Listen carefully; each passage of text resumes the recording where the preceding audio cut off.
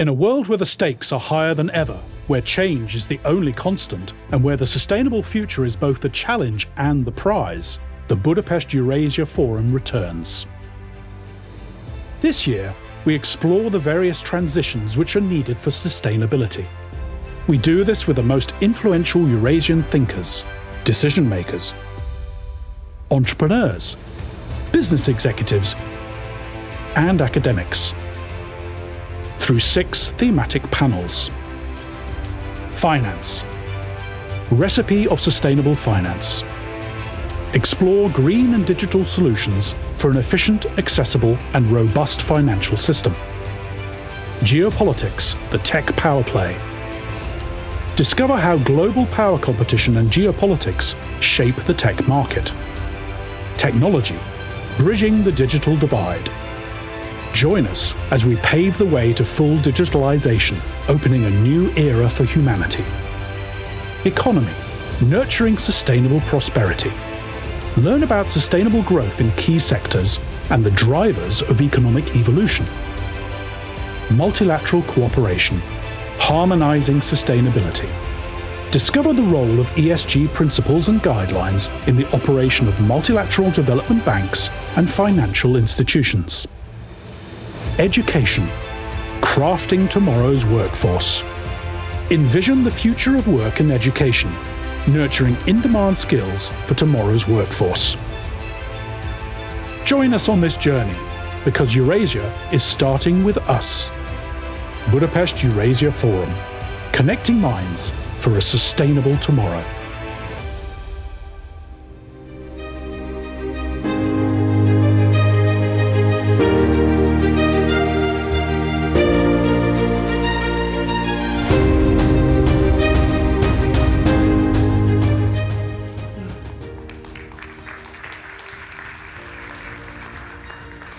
Your Excellencies, distinguished speakers, ladies and gentlemen, dear guests.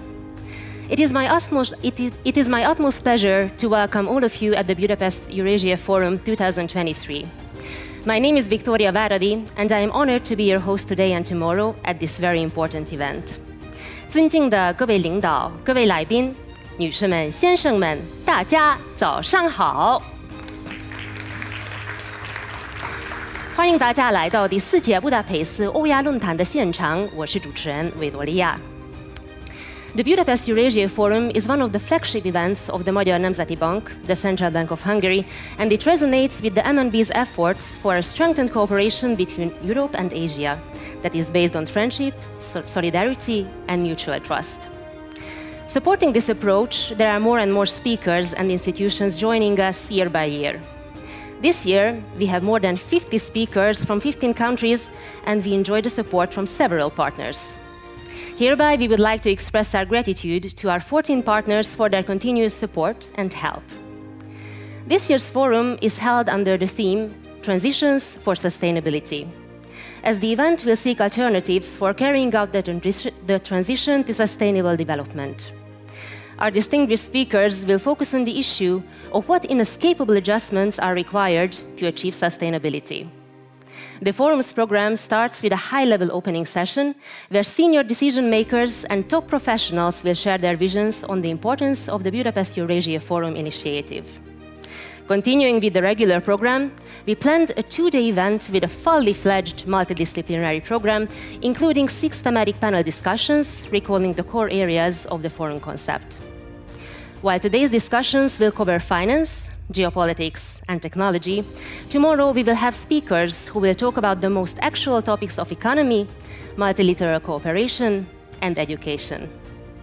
This year, we are also glad to include a ceremonial book launch of the Eurasian volume of studies in our agenda, and we also have additional programs beside our professional panels.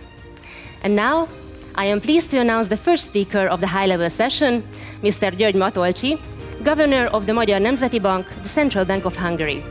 Please welcome the opening address from Governor Matolcsy.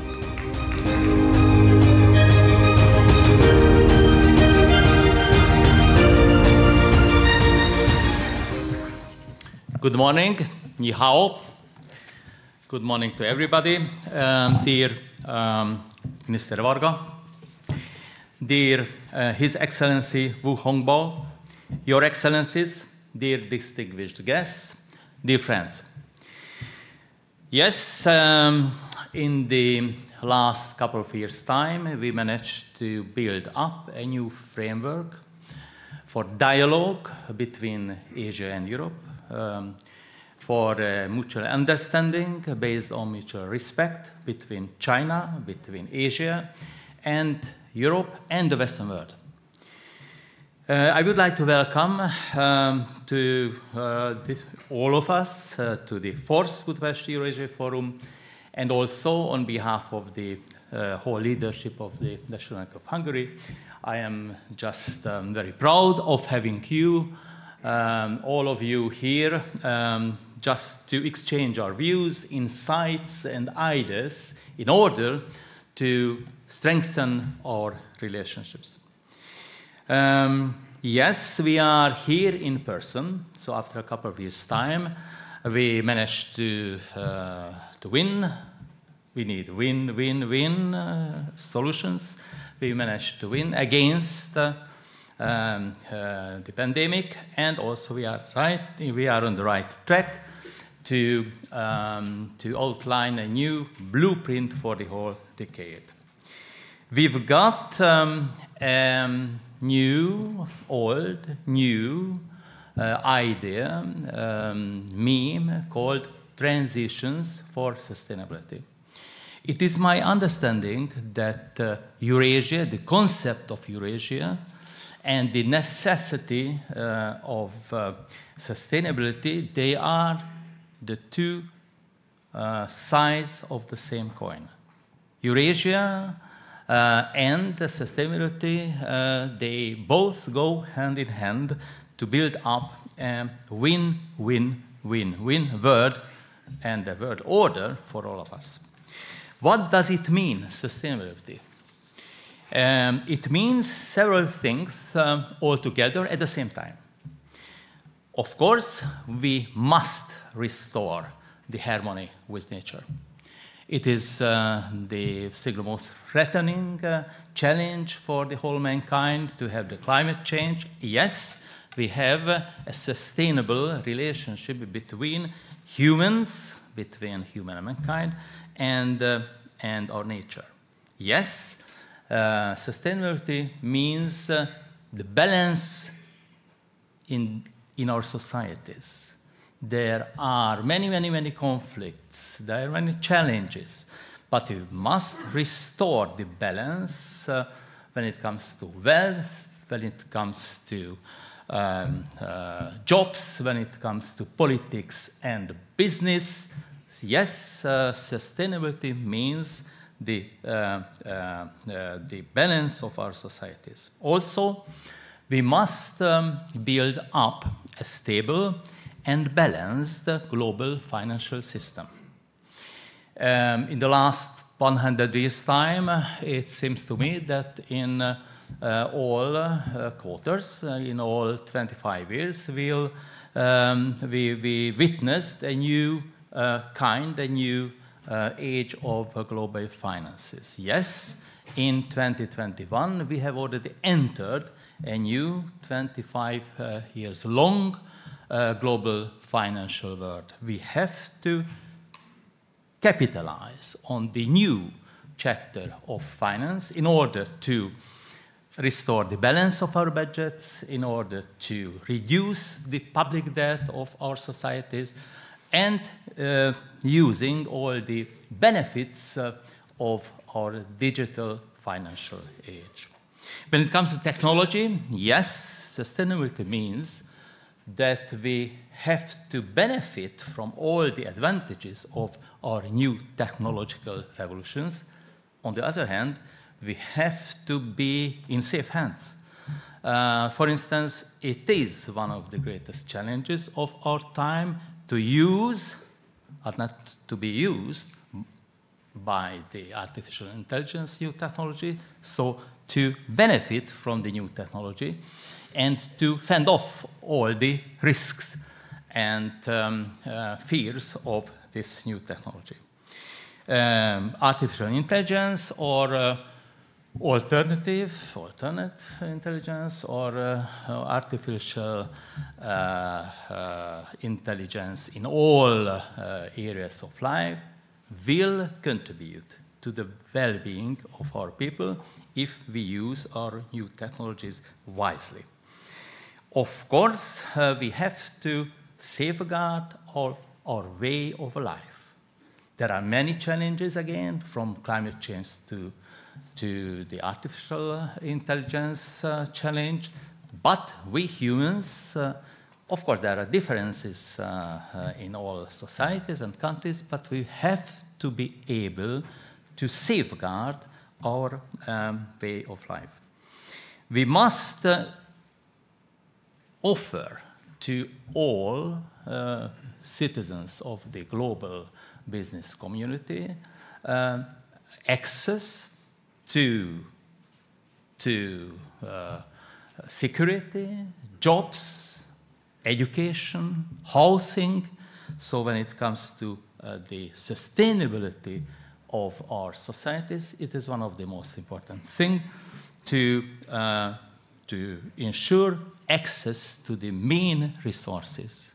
And finally, energy. Yes, we are just in a very fast transition from an old energy mix to a new one.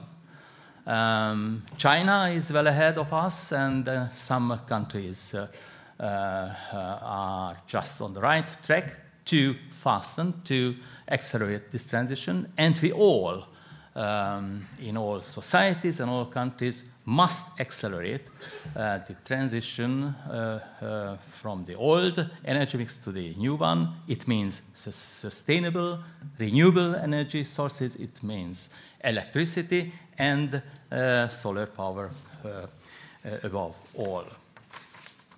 Excellencies, dear friends, of course, I am very proud of mentioning the two brilliant Hungarian scientists just recently they were awarded the Nobel Prize.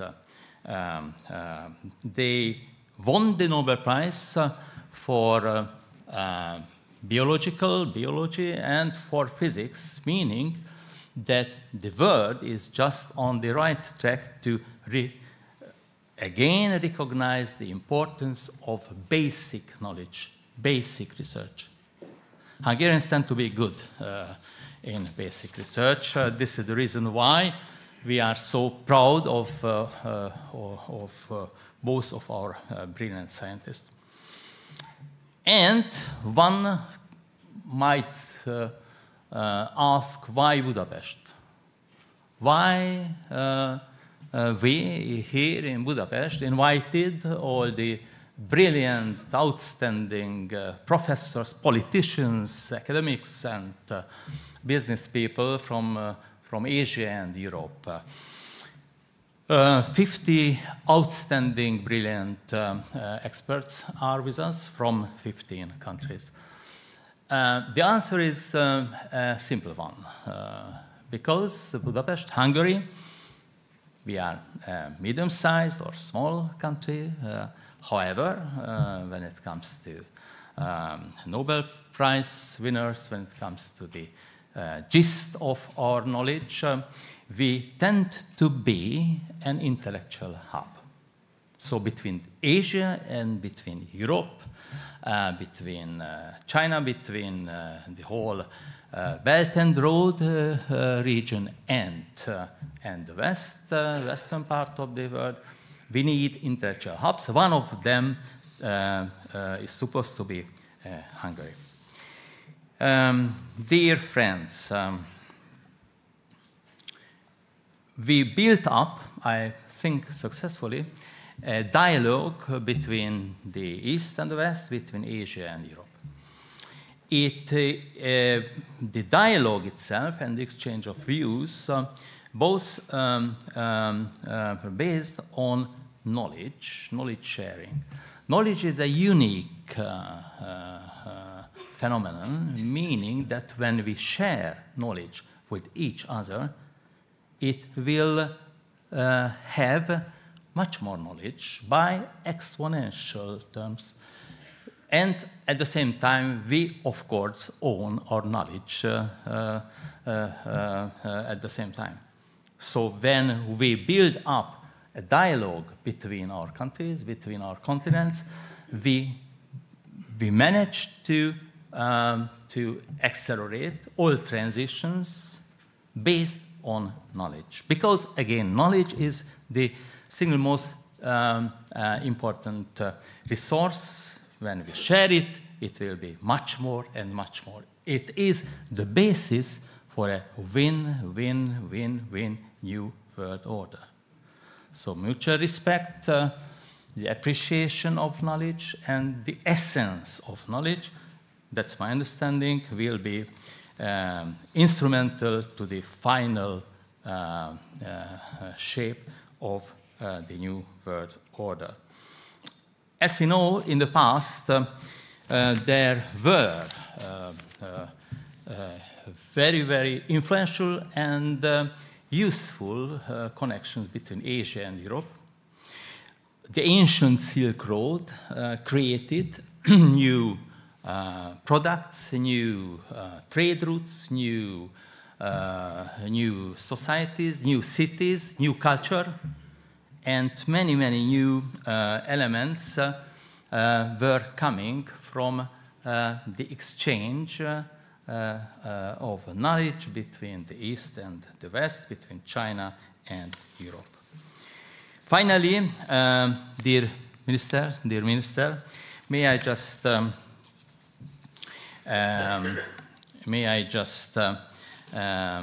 draw your attention to the fact that our knowledge is based on the knowledge of complex systems. It means that complex systems have laws, rules, and patterns. One of the patterns are cycles. There are many cycles.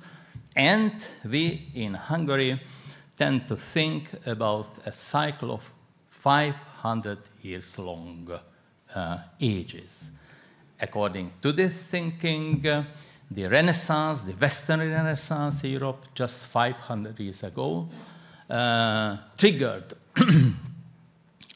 the age of the Atlantic societies and countries. That was the Atlantic age. And in these decades, the new age of probably a couple of hundred years, maybe 500 years' time, will trigger the age of Eurasia. This is the conference when we would like to contribute step by step to the emerging integrated new continent called Eurasia. Thank you again for coming, and I wish you a very pleasant stay here in Hungary and also very useful exchange of views. Thank you.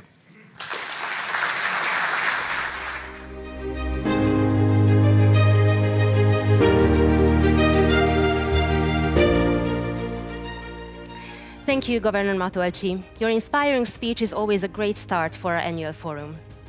As the first guest speaker of the high-level opening session, it is my pleasure now to welcome Mr. Mihály VARGA, Minister of Finance of Hungary. Please welcome Minister VARGA on the stage.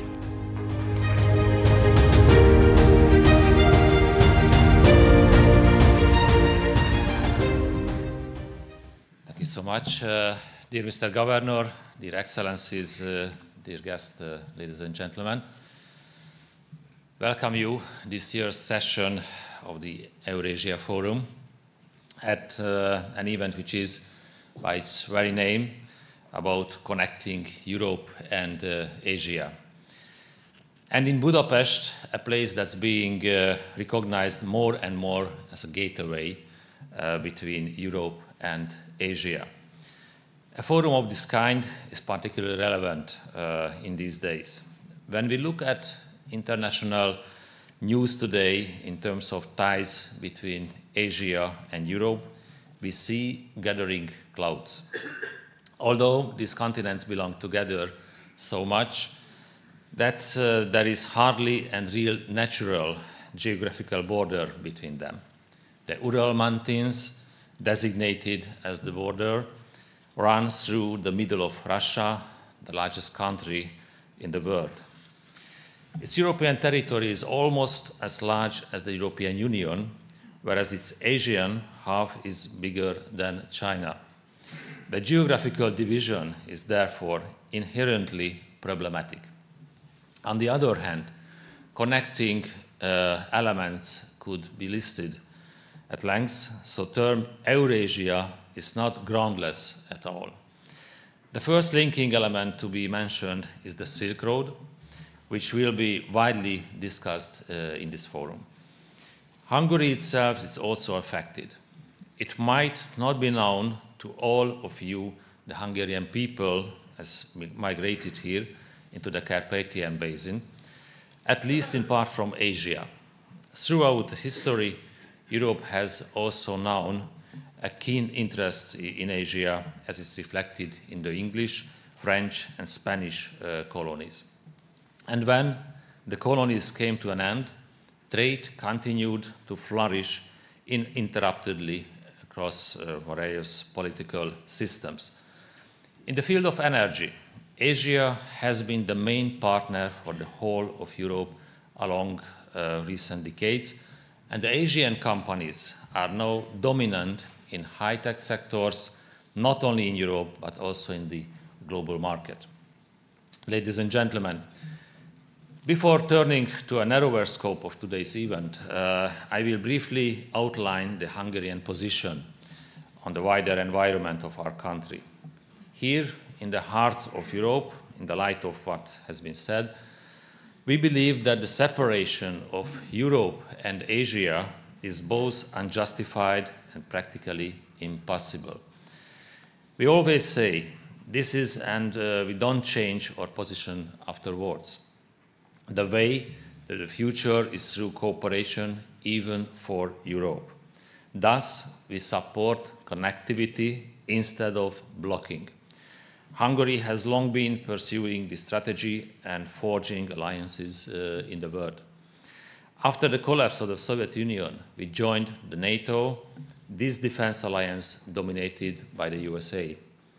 We joined a defense alliance. This is why we stand for peace in Ukraine.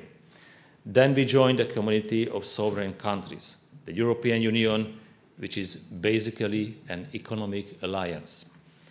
This is why we reject attempts from Brussels aiming at political centralization of the European Union. As a landlocked country, we could only ensure our energy needs from Russia so far. So we don't intend to cut this connection either. Instead, we diversify our energy sources basically within Asia. Because there is no point in simply changing the dependence to another one. Finally, and this brings us to the focus area of this conference, after the government change in Hungary in 2010, we launched the policy of Eastern opening. We have boosted connection, building towards Asian countries. We have joined the Organization of Turkic States, partly for historical reasons, and I have to mention, as a European nation with Asian roots, we have the opportunity to better know these countries, and we intend to take advantage of the opportunity too. In summary, Hungary stands for connection building between sovereign, independent countries. I believe that our geopolitical conditions are suitable for us to become the gateway of Asia in Europe, and the investments arriving from Asia and increasing volume justify this. The Hungarian National Bank, as an operator independent of the government, has correctly recognized that this is the right place for a Eurasian forum, and founded this forum in the right time, when crises succeed each other and a new world order is apparently in the making. Economies must perform under a vast amount of pressure of the geographical revolution and technological revolution, and many believe that we are close to the point of technological singularity, a topic of this forum. Is it not obvious yet if we ever reach that point? But surely humanity has to grow up to the opportunities that technology brings to our table today. These opportunities tend to have global impact, which underlines the importance of forums that deal with them and sustainability in the geopolitical relation. So what is it all about? Technology transforms the monetary system, the economy. Geopolitics becomes more important. The role of education undergoes transformation. These changes all bring connectivity in the foreground, and Hungary offers a great opportunity for you to build European connections.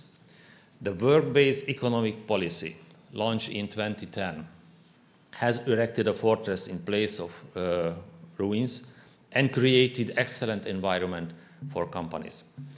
The policy of tax reductions work.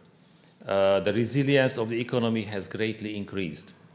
This is also reflected in reports of the 3 great international credit institutions, which upgraded our country not less than 7 times since 2015 and offers Hungary for investments. In terms of the economic complexity index, Hungary takes the 9th place in the world ranking. Our labor market is stable and resilient, as has been proven after the pandemic and the energy crisis. After former crisis in 2021, Hungary stood up with an impressive 7.1% GDP growth, the highest in the European Union in that year.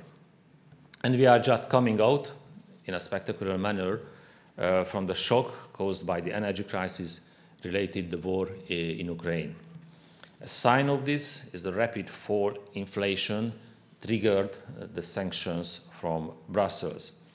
Although this raised the biggest challenge for us, inflation is now under 10%, faster than we anticipated, and in 2024 it will further shrink back under 6%. By 2019, we decreased the national debt from 80% to 65%, and since the end of the pandemic, it decreases rapidly again. Currently, we are about 10% ahead of the average European Union. The national debt has also been restructured. As a result, 80% of the interest remain within the Hungarian economy today. Our 5.2% fiscal deficit will be pushed down to 2.9% next year. The slowdown of the economic growth caused by the energy crisis has also proved temporary. Up to this moment, in the neighborhood of the Russian-Ukrainian war, the Hungarian GDP is 5.3% higher than before in the pandemic in 2019. The EU average growth rate over the same period is only 3.5%. Thanks to the excellent quality of our workforce, Hungary is not only a target country for production anymore, but also for development. The area for intensive growth has thus begun. In terms of the tax competitiveness index, we take the 6th place within the European Union, whereas in terms of the international tax rank, we take a 3rd place. In the light of all these, it comes as no surprise that Hungarian investment rate is firmly over 27%, which is the best result in the European Union, surpassing the average rate by 5%. Ladies and gentlemen, Hungary intends to build cooperation between Europe and Asia through the policy of East opening, launched after when this government came to power 2010. In this framework, we build high-level relations with several Asian countries, such as China, Kazakhstan, South Korea, Vietnam, Japan, just to name a few. Most recently, Viktor Orbán, Prime Minister of Hungary, met Mr. Xi Jinping, President of China, in Beijing on 17th of October at the third forum of the Belt and Road International Cooperation Summit. President Xi Jinping underlined that Hungary was one of the first countries to acknowledge the People's Republic of China and establish diplomatic relations with their country. The two countries are thus bound by long-lasting friendship. Chinese-Hungarian relations are based on trust and turned into mutually beneficial cooperations, fruition in several areas. He highlighted the area of struggle against the COVID-19 pandemic, which turned this cooperation even stronger. Hungary actively supports the Belt and Road Initiative, this unique and special reconsideration of the historic Silk Road. In the interest of reinforcing trade with Asia, we implement a series of long-term investments. One of them, the construction of the Budapest-Belgrade rail, which enables forwarding the maritime freight, and the development of Central European Trade and Logistic Cooperation Zone, which plays an important role in the airline version of the Silk Road. It relates this development that in 2021, two decaded commodity management and forwarding stores reopened in Budapest in Zhengzhou to serve trade traffic between these two countries. Plans forecast further expansion of these logistics capacities in the coming years, further strengthening the gateway capabilities of Hungary. Concerning the industries, e-mobility must be highlighted. The largest electric car factory in the world probably will recently choose Hungary as a destination for their European investment. Cooperations between Asian countries could be listed until tomorrow, but I believe this will largely covered during various discussions in this forum. Ladies and gentlemen, as you can see, in terms of developing the economy and our relations, there is no energy crisis around the government of Hungary. According to a prognosis of the European Committee issued this autumn, GDP growth in Hungary will be in the first third of the EU countries, and in 2025 the Hungarian economy might realize the best performance in the European Union. No doubt, these impressive results also include and reflect the success of our Asian partners. I consider that the Hungarian economy could have reached these results in the lack of commitment to the connectivity. In this transforming world, amidst various crises, stability can only be gained through connecting into networks, and in terms of Eurasia, this forum as an important catalyst in this field. Thank you all for honoring our country by your presence and for participating in this connection building between our continents. I wish that discussions of the Eurasia Forum bring forward-looking and tangible results to you. Thank you for your kind attention.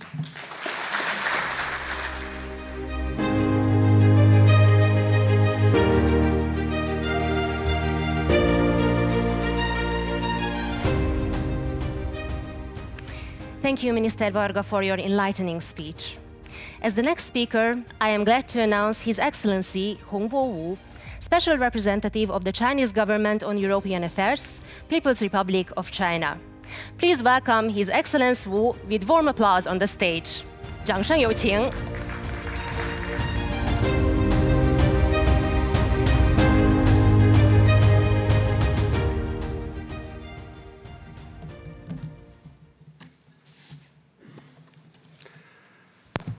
Your Excellency, Mr. Governor, Your Excellency, Mr. Minister of Finance, distinguished guests, ladies and gentlemen, good morning. I'm really enlightened by the Governor and the Minister's wonderful remarks. So I would like to take this opportunity to share with you some of my ideas about sustainability and the world development.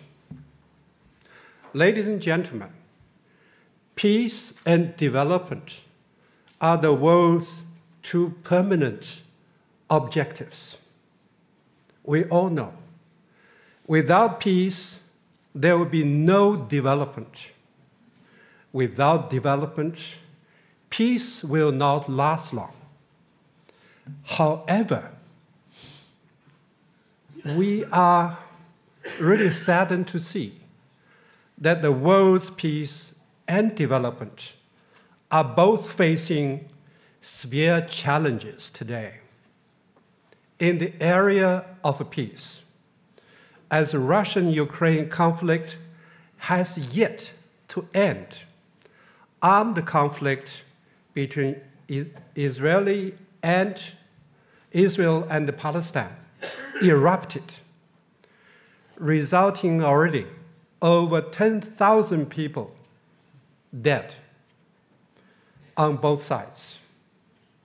Now, millions of Palestinians are being subjected to collective punishment, with several thousands of innocent women and children being killed, and over 100 UN staff have also lost their lives in the indiscriminate bombings. It is both saddening and shocking that the international community and the United Nations cannot stop this humanitarian crisis. In the area of development, as the 2030 UN Agenda for Sustainable Development has passed its halfway mark, yet its implementation is very disturbing.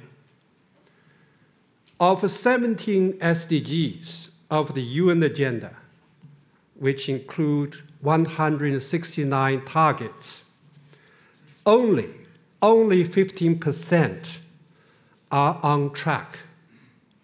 Many other SDGs are seriously off track or even reversed. Accordingly,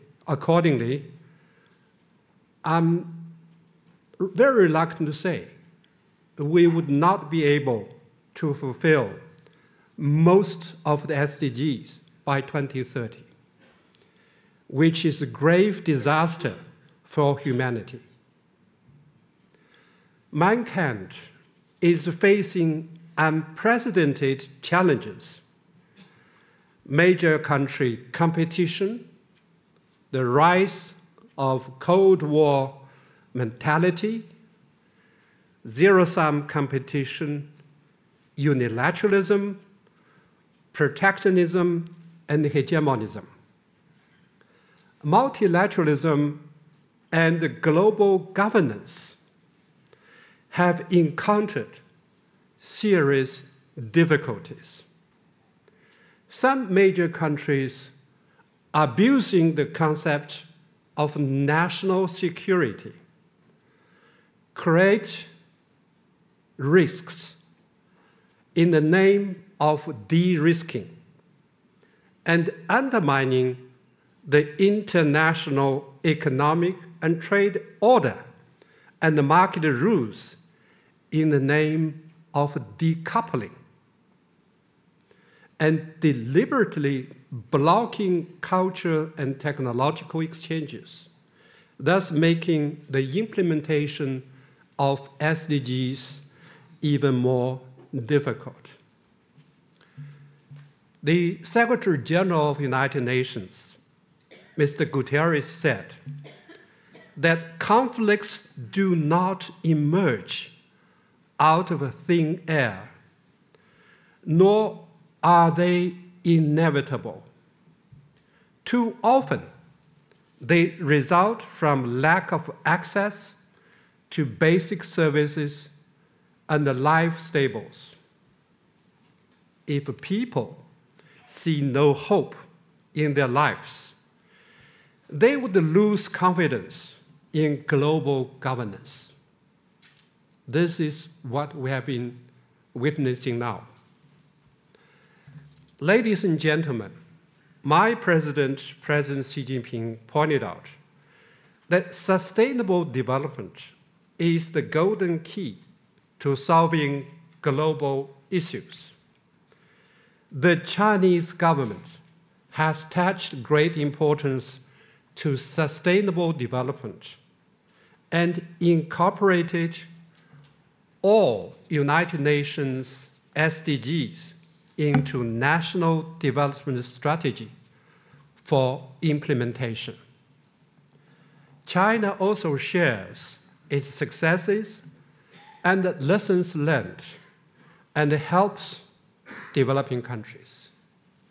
Let me give you some of the examples. One, poverty eradication. Many of you know by the end of 2020, China successfully helped nearly 100 million people out of extreme poverty. That's the last group of people in poverty. Fulfilling SDG 1, 10 years ahead of schedule. China's contribution to poverty eradication accounted for over 70% of the world total. Meanwhile, China is sharing its poverty reduction successes with other countries. In Asia, China and ASEAN countries jointly launched a rural poverty alleviation plan and carried out the East Asia poverty reduction demonstration projects in rural communities of Laos, Cambodia, Cambodia, and Myanmar. In Africa, China has helped African countries build water conservancy infrastructure, set demonstration zones for agriculture cooperation, and helped develop grass-based mushroom industry with unique Chinese technology. In the South Pacific, China has carried out technical cooperation projects in infrastructure, agriculture, and medical care. In Latin America, China has built agriculture technology demonstration centers to help the local people to shake off poverty. The second example, climate change.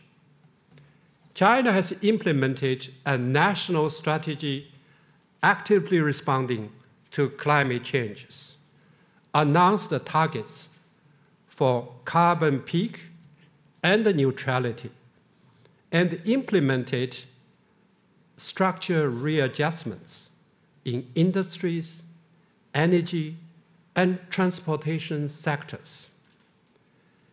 China has built the world's largest carbon market and a clean power generation system.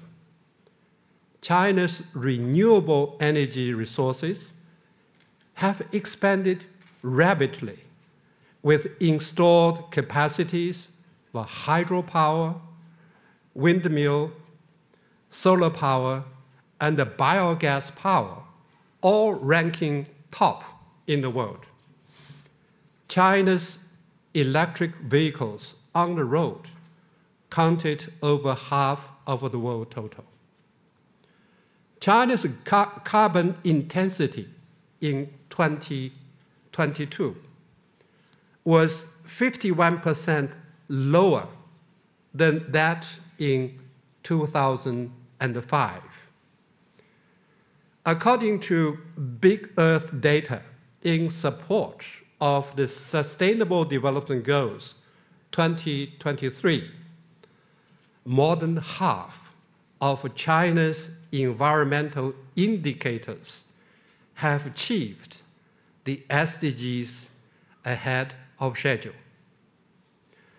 China has taken an active role in multilateral climate processes.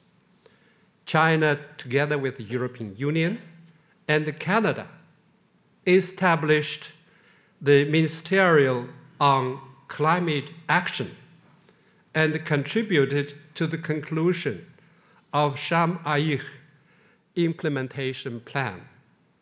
This year, China has been making important efforts to ensure the success of COP28. As you know, recently, China and the United States reached the Sunnylands Statement on enhancing cooperation to addressing the climate change crisis, thus injecting strong impetus into global cooperation on climate change. Third example, the Belt and Road. The Belt and Road initiative has been mentioned by both the governor and the minister. I would like to say this initiative is neither today's Marshall Plan nor China's colonial strategy. Last October, the third Belt and Road Forum for International Cooperation took place in Beijing, with the participation of over 10,000 people, including His Excellency Prime Minister Orban Victor. President Xi Jinping then launched 8 fresh actions, instilling more energy to BRI. The forum presented 458 achievements. Chinese financial institutions established a financing window for BRI projects with assets of over 780 billion Chinese RMB, that is over $100 billion US. And also the business and the cooperation contracts entered by both Chinese and the foreign companies at that time, totaling $97.2 billion US.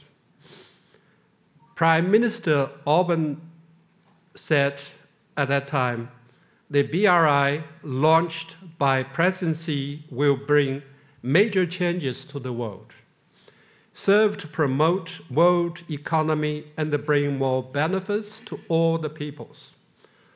Hungarian side firmly supports BRI and continues to take an active part in the initiative.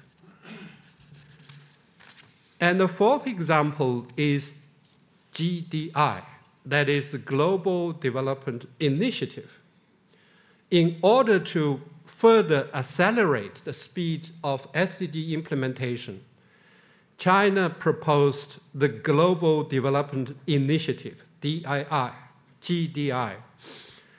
We hosted the high-level dialogue on global development, created the Global Development and the South-South Cooperation Fund, totaling $4 billion, launched the China FAO South-South Cooperation Trust Fund, Phase 3, and increased the financial support for the China UN Peace and Development Fund.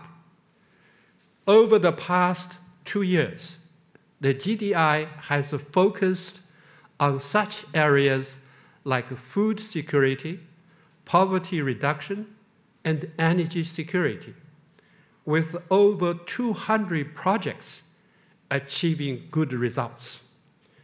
China also issued the Global Development Report and established the Global Knowledge Network for Development. Currently, there are more than 100 countries and international organizations have expressed their support to the GDI, and with over 70 countries participating in the group of friends of the GDI established in the United Nations headquarters. Ladies and gentlemen, in order to achieve the UN Sustainable Development Goals on schedule in the current complex and turbulent international situations, China proposes the following. First, working together to safeguard world peace. We should abandon the Cold War mentality and zero-sum game and prevent the world from falling again into division and confrontation. We should maintain dialogues and consultation to solve international and regional hotspot issues and support the Security Council to play a key role. Second, maintaining an open world economy, we should firmly oppose decoupling and trade protectionism, uphold an open, inclusive, and fair international trade and the world economy. We should also promote synergies between the Belt and Road Initiative and the European Union's Global Gateway, leverage our respective strengths to achieve SDGs. Third, forming synergies in such areas as poverty reduction, food security, economic recovery, job training, education, health, and green development to advance concrete cooperation and to achieve SDGs by 2030. The fourth, sharing the dividends of the new technology revolution. I realized that the governor of the bank was mentioning technology revolution and its benefits. We should help developing countries to advance their green transition, develop a new type industrialization and the digital economy, and promote technological and institutional innovation with more investment and technology transfer. Fifth, the last, forging global development partnership. We should give full play to the role of multilateral organizations and initiatives. Developed countries must honor their commitments on development assistance and climate financing. On this note, it's very disappointing to see that commitments made are not being met. Developing countries should strengthen South-South cooperation to support each other. We should fully utilize multilateral financial institutions, such as the Asian Infrastructure Investment Bank, of which Hungary is a member, and the New Development Bank, fully mobilize private capital and increase financing for infrastructure and sustainable development projects in developing countries. Ladies and gentlemen, as the Minister of Finance mentioned, Hungary is one of the first countries to recognize and establish diplomatic ties with New China. In recent years, the two countries have been deepened political mutual trust, achieved rich and tangible results in our win-win cooperation, encouraged more people-to-people contacts and visits, coordinated our efforts in international and regional affairs, thus further strengthening the friendly relations between Chinese and the Hungarian peoples. Prime Minister Orban attended all three Belt and Road forums, for which we are deeply grateful. Mr. Governor also quoted in the forum welcome remarks a Chinese saying, "For 100 years of prosperity, grow people," which demonstrates very vividly your in-depth knowledge and enjoyment of Chinese culture. And the Hungarian side also is so kind to invite quite a few Chinese experts and scholars to this forum, which shows the great importance attached by all of you to my country. So for all these, I wish to express my deep appreciation and sincere thanks. China is ready to exchange with the Hungarian side our experiences in public governance, support each other through the road of development chosen independently and separately by our own, strengthen efforts to dovetail BRI with the Hungarian strategy of opening to the East policy, so that both countries could share development opportunities and the fruits.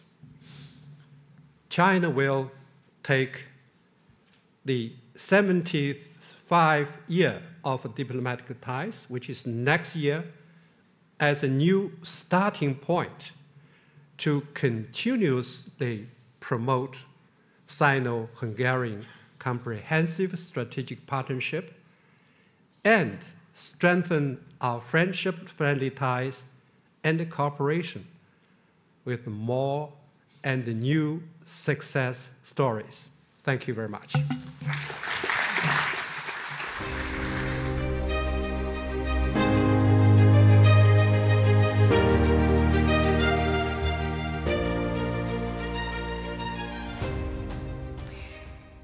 Thank you, His Excellency Hongbo, for giving us such a comprehensive and thought-provoking speech. 非常感谢吴先生的精彩致辞。As the next speaker of the high-level session, please welcome Mr. Sung-Han Kim, Professor of Graduate School of International Studies at the Korea University and former National Security Advisor to the President, Republic of Korea. Please welcome Mr. Sung-Han Kim and his speech.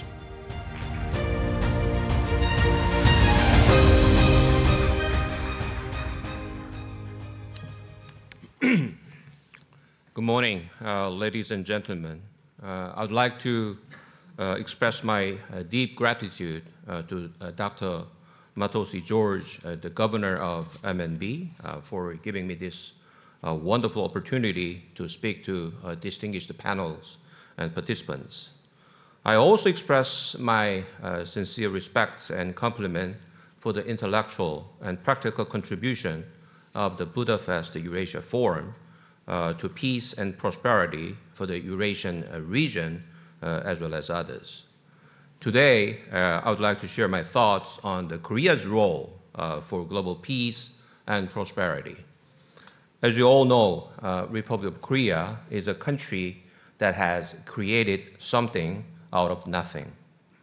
From a country where GDP per capita was less than $100 US right after the Korean War, it has now reached 35,000. Korea has grown into the world's 10th largest economy, trading with almost every country around the world. From a country that received ODA, Korea now has transformed itself into a country that gives foreign aid to other countries since 2009. The current Yoon Suk-yeol government of Republic of Korea, which took office May last year, aims to become what I call a global pivotal state. Although there is no official definition, a global pivotal state may refer to a nation that contributes to freedom, peace, and prosperity of the international community, commensurate with its national status and capability.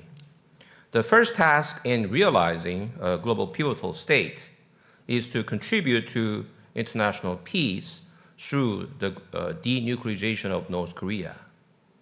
The basic principle is to always keep the door open to inter-Korean dialogue and resolve inter-Korean issues according to the principle of reciprocity. Humanitarian aid for North Korean residents is to be promoted regardless of inter-Korean political situation. The goal of ROK's North Korea policy is to create conditions for peaceful unification by denuclearizing North Korea, by institutionalizing a market economy, and by transforming North Korea into a society that respects civil liberties. To that end, President Yoon Suk-yeol proposed a so-called audacious initiative in his Liberation Day speech in August last year. It was a North Korea policy roadmap to guide North Korea to denuclearization through the peaceful means. However, North Korea flatly rejected the proposal. Contrary, North Korea has been explicitly mentioning the possibility of using their tactical nuclear weapons against South Korea. Currently, the South Korean government continues to apply economic pressure on North Korea. At the same time, deterrence measures against North Korea nuclear missiles are being strengthened. South Korea's goal is to contribute to a global non-proliferation regime by achieving the denuclearization of North Korea. As you may know, North Korea is seeking to be recognized as a nuclear state by exponentially increasing its nuclear warheads and inducing nuclear arms control, not denuclearization negotiations with the United States. However, it is South Korea that North Korea should benchmark as a role model. Even without nuclear weapons, South Korea has acquired security through close relationship with allies and friends in international community and achieved a remarkable economic growth through active trade with all countries around the world. The second task of the Yoon Suk-yeol government is to contribute to peace and prosperity in the Indo-Pacific region. The Yoon government announced the Indo-Pacific Strategy report in December last year. Indo-Pacific Strategy is a comprehensive regional strategy that aims to become a global pivotal state and to implement national interest in the Indo-Pacific region, which is growing in geopolitical and geoeconomic importance. The current ROK government presented 3 principles of cooperation, such as inclusiveness, trust, and reciprocity. The principle of inclusiveness means that cooperation is open with all countries that meet the vision and principles without excluding any specific country. Trust means building sustainable partnership, and reciprocity refers to sharing growth and mutual benefits with partner countries. Ultimately, Korea will play its necessary role in preventing disputes and armed conflicts in the region based on international norms and ensuring peaceful resolution through dialogue. And in my opinion, once the war in Ukraine is over, Korea's Indo-Pacific Plus strategy, in addition to the current Indo-Pacific strategy, will come out immediately. This means that the principles and goals of the Indo-Pacific strategy will be expanded to Eurasia in such a dynamic way. Because Korea is located at the very end of the Eurasian continent, it has maintained cooperative relationships with the countries on the Eurasian continent, including China, as well as maritime states in the Pacific region, such as the United States and Japan. Korea will strive for freedom, peace, and prosperity in the Indo-Pacific region while pursuing common interests based on mutual respect and benefits with countries on the Eurasian continent, thereby realizing a more constructive and mature partnership.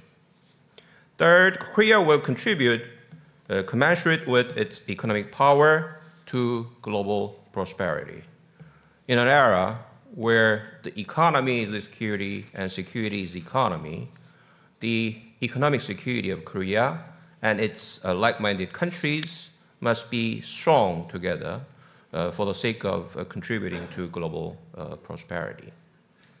At the moment, technology protectionism is spreading in international community due to fierce competition for technological hegemony between the United States and China.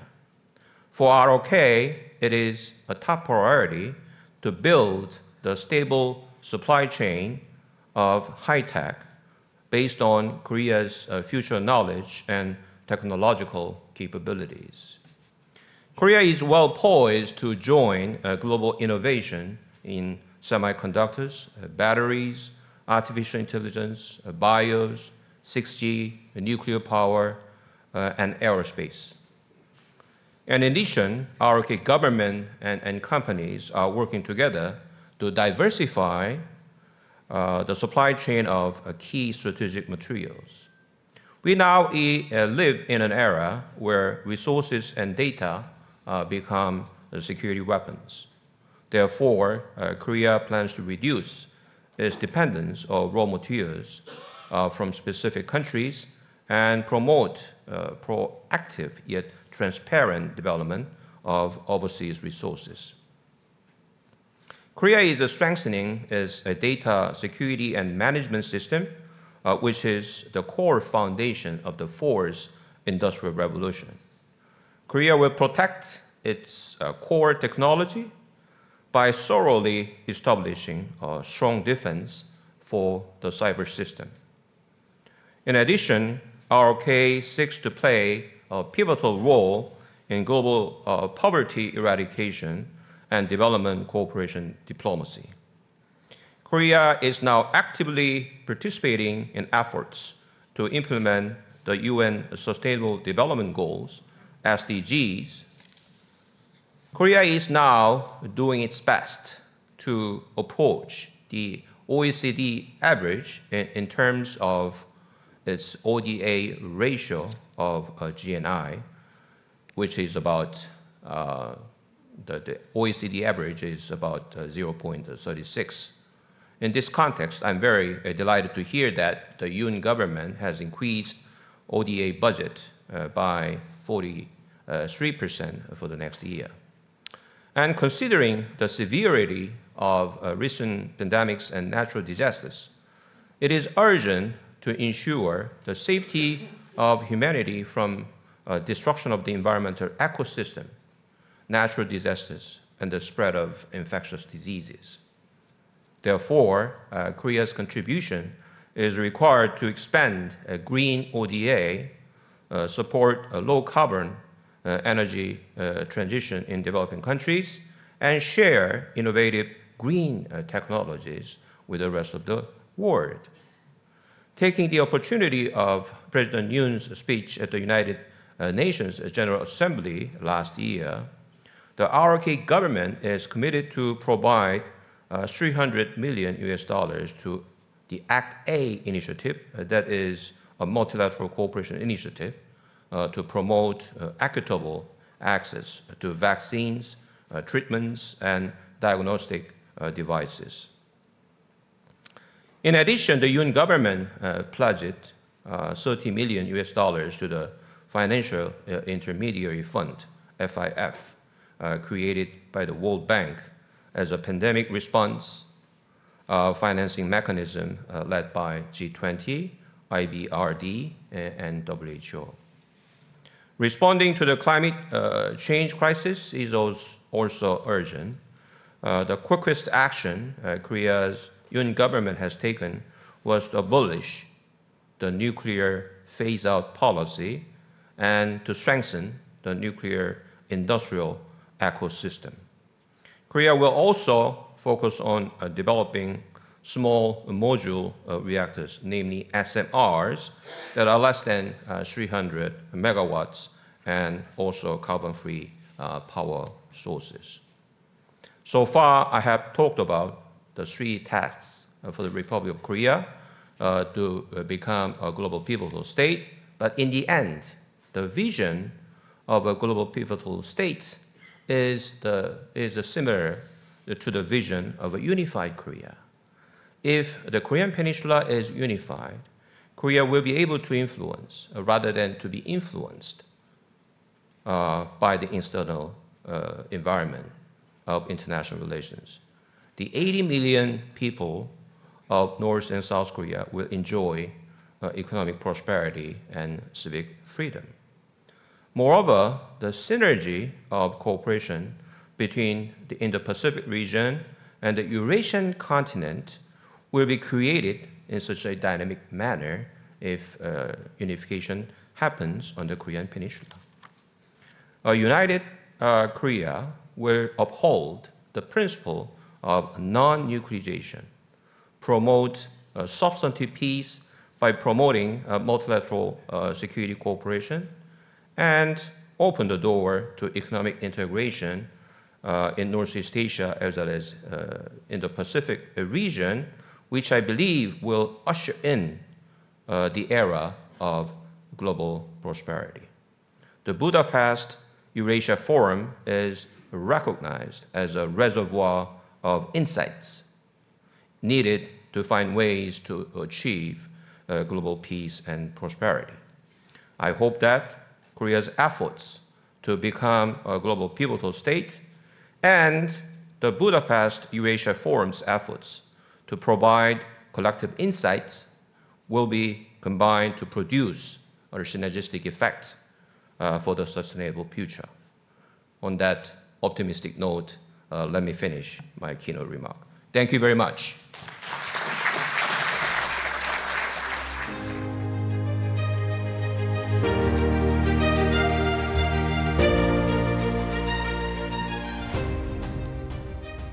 Thank you, Mr. Sung Han Kim, for your interesting speech.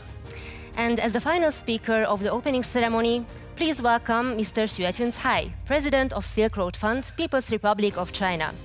Please welcome Mr. Xuejun Cai with a warm round of applause. 掌声有请.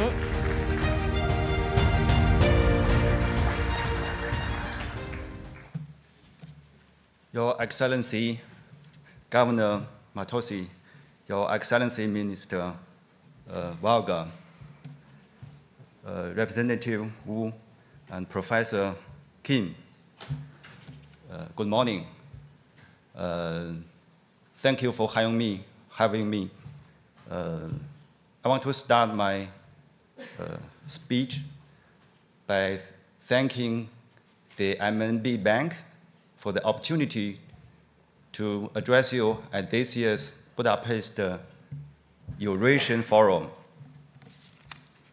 At present, the global economy is featured by heightened geopolitical tensions, subdued economic growth, elevated inflation trajectories, and grave climate change effects.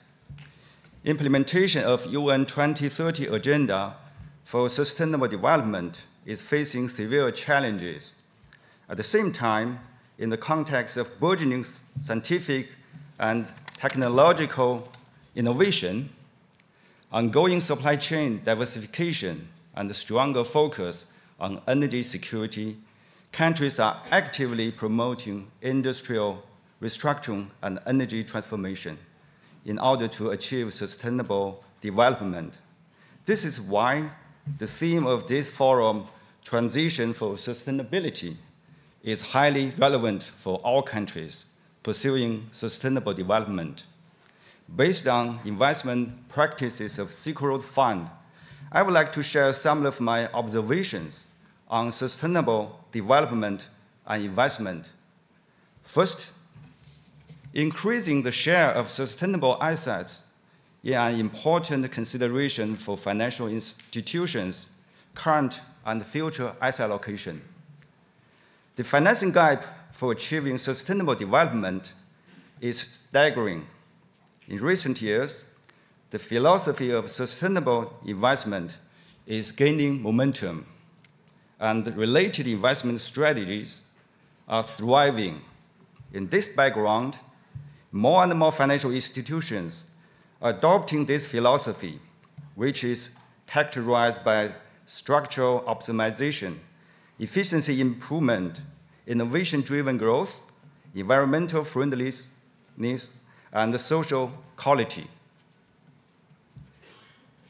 Research findings and market data indicate that increased allocation of sustainable assets can reduce investment risks of asset portfolio, optimize environmental and social impact, add business value, and thus achieve long-term stable investment returns.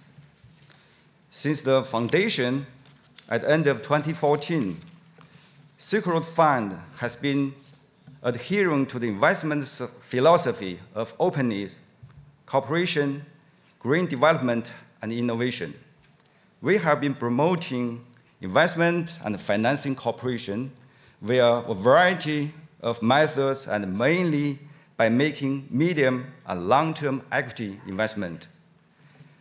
Traditionally, we mainly invest in infrastructure, energy, manufacturing sectors, while in recent years, Silk Road Fund has proactively adopted to new trends of global economic and industrial development and actively increased its sustainable investment in sectors such as digital infrastructure, renewable energy, medical services, and healthcare. The proportion of sustainable assets in our investment portfolio is increasing year by year.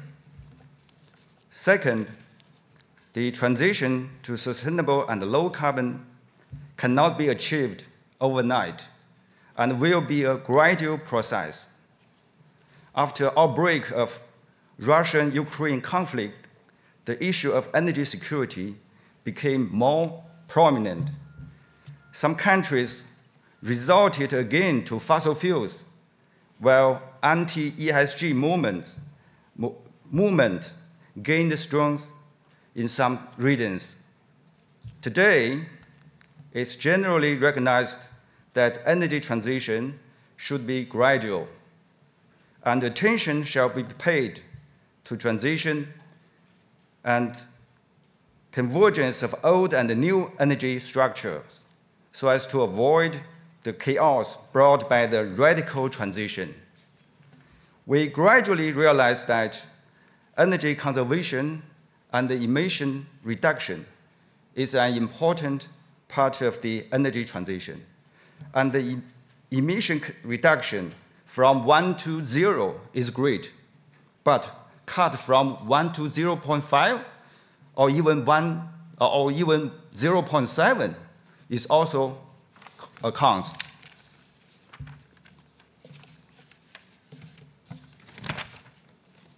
In the net zero emissions by 2050 scenario, as estimated by IEA, the International Energy Association, fossil fuels will still account for more than 20% of total energy supply, which means that the energy transition cannot be achieved overnight.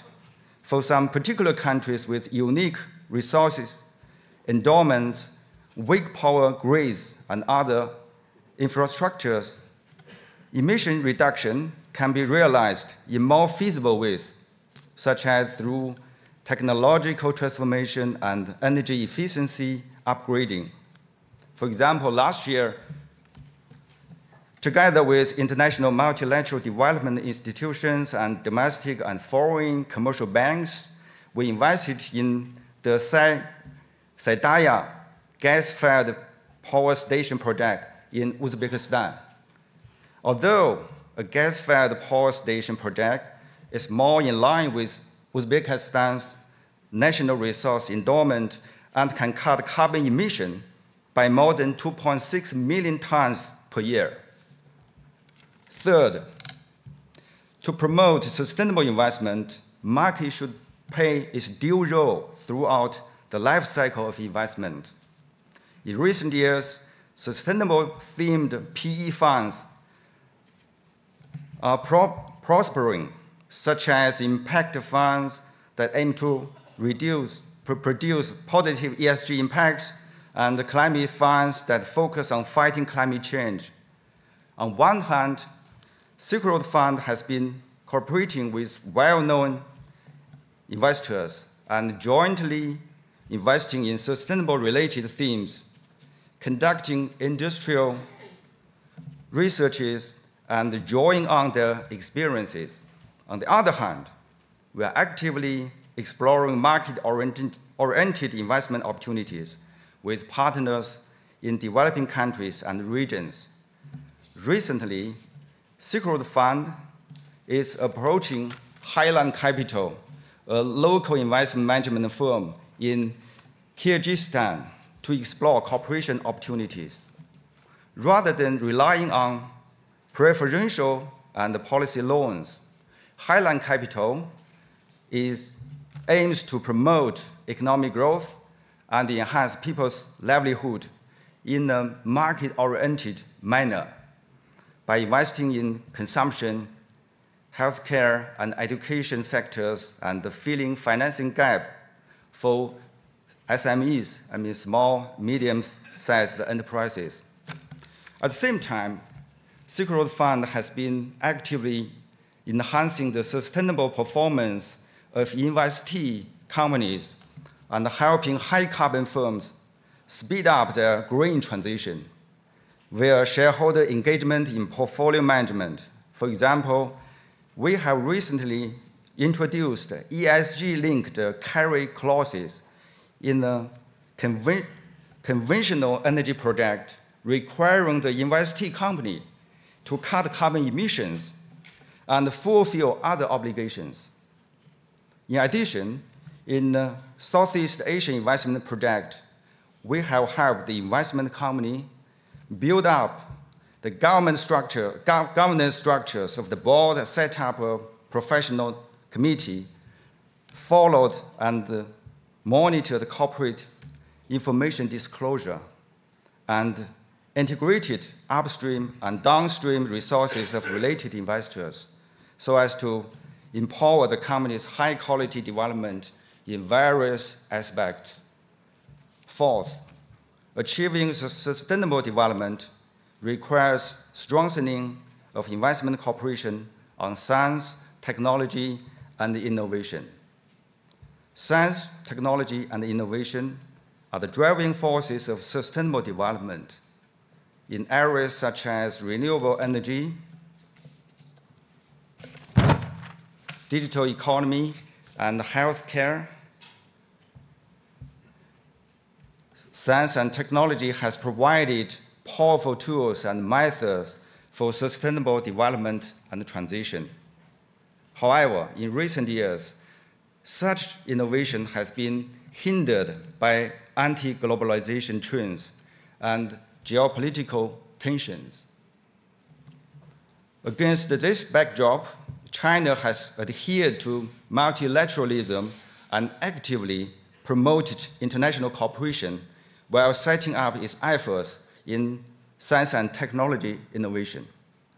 In fields of green energy such as wind power and photovoltaic power, EV and batteries, China has made remarkable achievements in technological innovation, enhancing global access to low-cost, sustainable, and clean power, green transportation.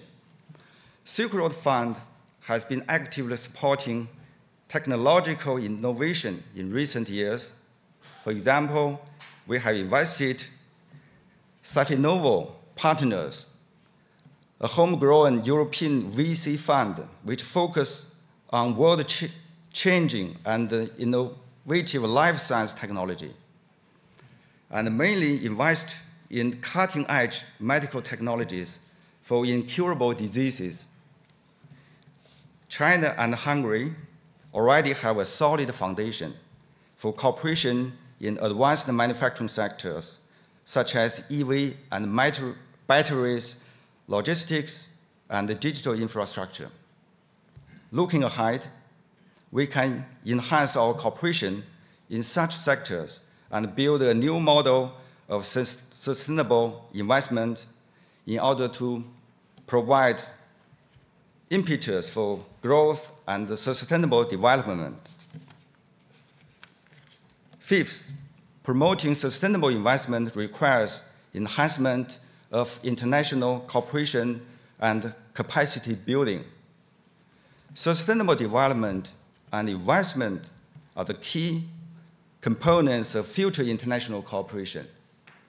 How to address the financing gap and how to evaluate green projects, how to harmonize carbon emission reduction standards of different countries.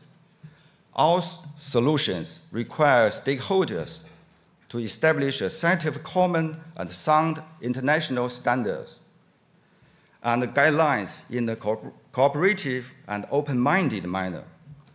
SRF, Silk Road Fund, signed up to the Belt and Road Green Investment Principles, I call it as GIP, in 2018, making us one of the initial GIP members.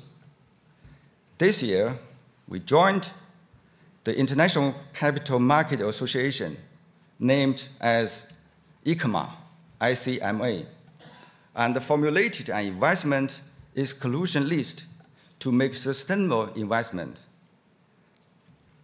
At present, we are trying to measure the carbon footprints of our own operations and investment, and study how to formulate carbon neutrality targets in phases by adopting international standards and best practices. We will continue to integrate sustainable investment, and we are financing into our corporate strategy investment decision-making and management. Capacity building in developing countries is an important part of the efforts to promoting sustainable investment. In joint efforts with partners, institutions, Silk Road Fund has recently launched and supported the Capacity Building Alliance of Sustainable Investment, CASI.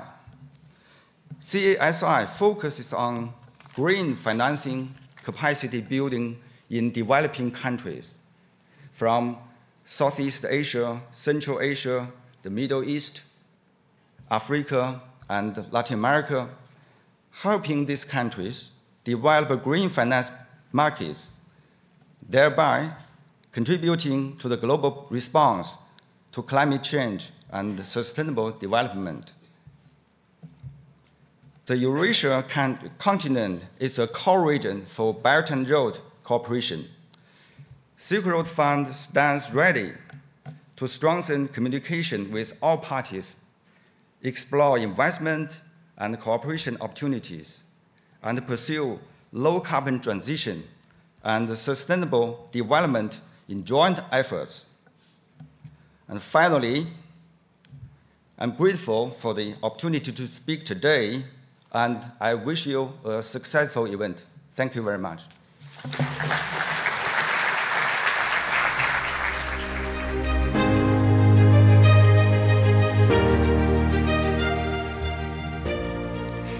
Thank you, Mr. Tsai. We truly appreciate your enlightening speech. 非常感谢蔡先生的精彩之词。With the speech of Mr. Tsai, we have reached the end of the high-level opening ceremony. Now a short break is coming up, but after that we are coming back with our first panel today, with finance in its center. See you soon.